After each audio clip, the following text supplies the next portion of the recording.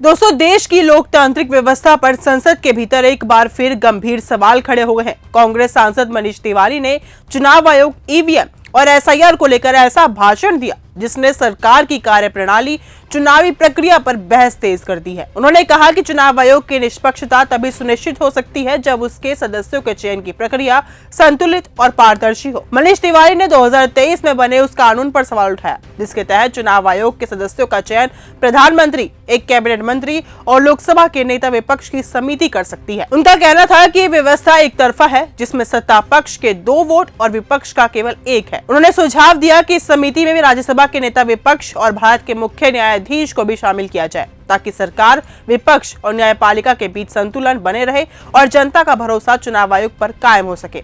उन्होंने और क्या कुछ कहा, ये भी सुनिए। बहुत सारे इस देश में लोग ऐसे हैं जिनको चुनाव आयोग की निष्पक्षता पर आज सवालिया निशान खड़ा करने की जरूरत पड़ रही है। और अगर सबसे पहला कोई चुनाव सुधार इस देश में होना चाहिए अध्यक्ष जी, तो वो चुनाव सुधार होना चाहिए जो कानून 2023 में बना था, जो इलेक्शन कमीशन के जो सदस्य हैं उनके चयन को लेकर जो कानून बना था, जो उसकी धारा 7 है, उसकी सिलेक्शन कमेटी में माननीय प्रधानमंत्री, नेता विपक्ष लोकसभा और एक कैबिनेट मंत्री जिसको प्रधानमंत्री सुनिश्चित करते हैं, वो 3 लोगों की समिति है।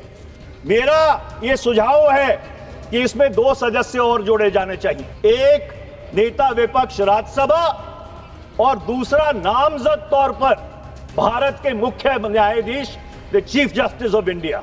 तो 2 लोग सरकार से रहेंगे, 2 लोग विपक्ष से रहेंगे और एक उसमें चीफ जस्टिस ऑफ इंडिया, मुख्य न्यायाधीश रहेंगे। फिर ठीक से खेला होगा।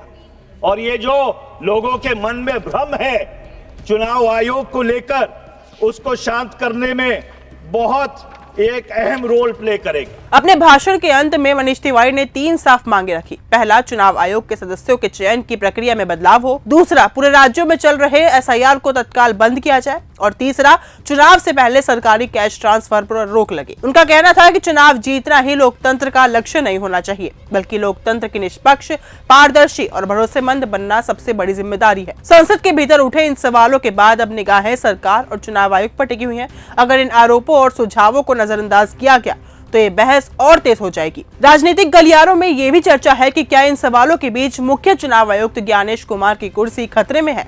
ये तो समय ही बताएगा। फिलहाल इस मामले में सिर्फ इतना ही। देखते रहिए न्यूज गंगा। नमस्कार। अगर आपको ये हमारा वीडियो पसंद आया हो तो इसे लाइक और शेयर करना बिल्कुल ना भूलें। साथ ही हमारे चैनल न्यूज गंगा को सब्सक्राइब और फॉलो जरूर करें ताकि देश और दुनिया की हर बड़ी खबर आप तक सबसे पहले पहुंचे।